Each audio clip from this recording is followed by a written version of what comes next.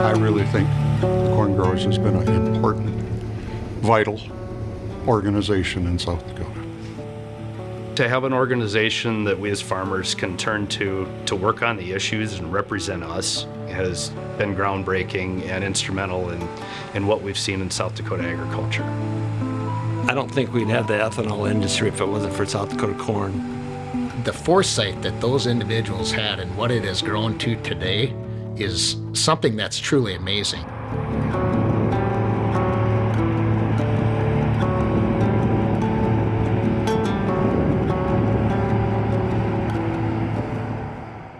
You know, they say necessity is the mother of invention, and we were coming through from some times in the early 80s that were just really tough. Low corn prices and depressed farm economy.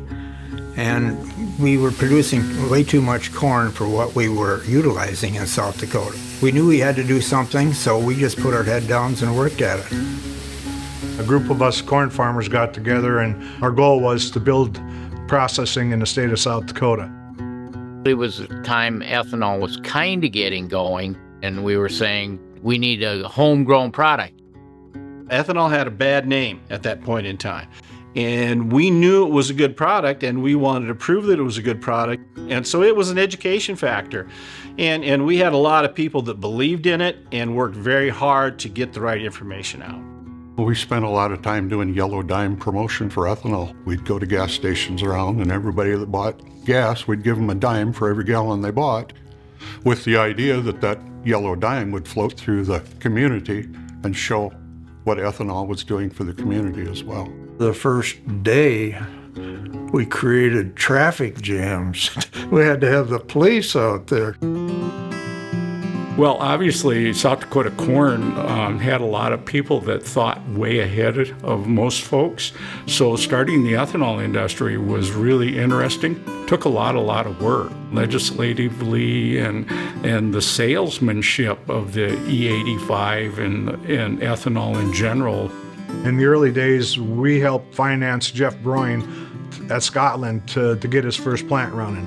The next thing we did, we said, okay, if we make some processing, now we got to sell this stuff. So we developed the first E85 car and got involved in racing ethanol. And we called it the Bubba Factor. We got NASCAR to start burning ethanol. Ethanol into NASCAR was a huge deal, and because quite frankly, people that are into cars and engines and motors and performance, when they discovered that they had a higher octane fuel and it was cheaper, it was, wow, demand took off for ethanol. Those were exciting days. We helped get a couple of the ethanol plants going. We allowed members to become invested in ethanol.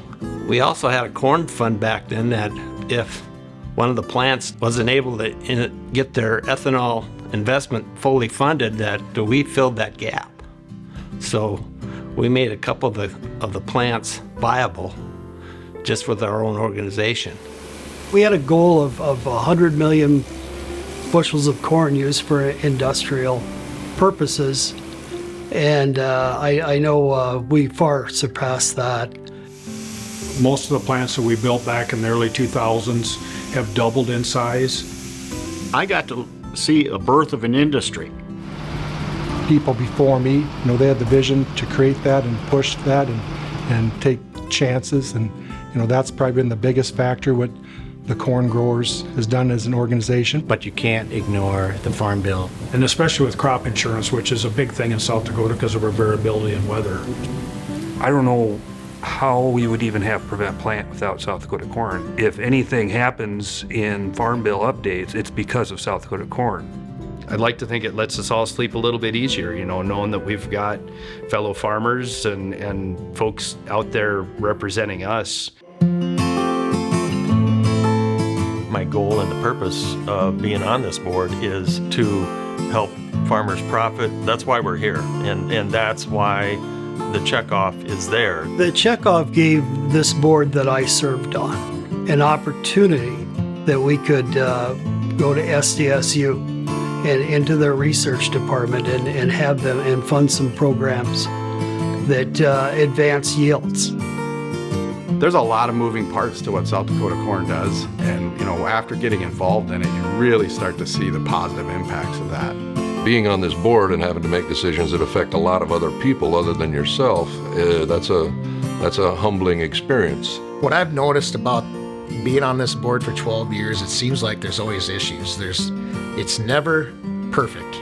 So we're always looking forward. What is the next hurdle we got to overcome? Seems like we keep increasing yield, so we're going to keep needing outlets for this stuff. Are we going to go down again? Or are we going to find support for the next 20 years somewhere here, whether it's sustainable aviation fuel, E15, nationwide, what is it? It's up to my generation of farmers and leaders now to figure it out and make it happen, right? The guys before, they saved us for 20 years. Now we got to save ourselves again, really.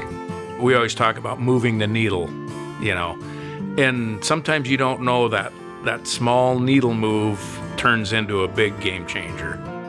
I think we kind of set the stage for the next set of folks to take off and run with some of the ideas. So that's my hope. It's really been a little bit overwhelming and humbling to be a part of the journey of what South Dakota Corn has done. Well, it's an amazing organization that's come a long way in 40 years.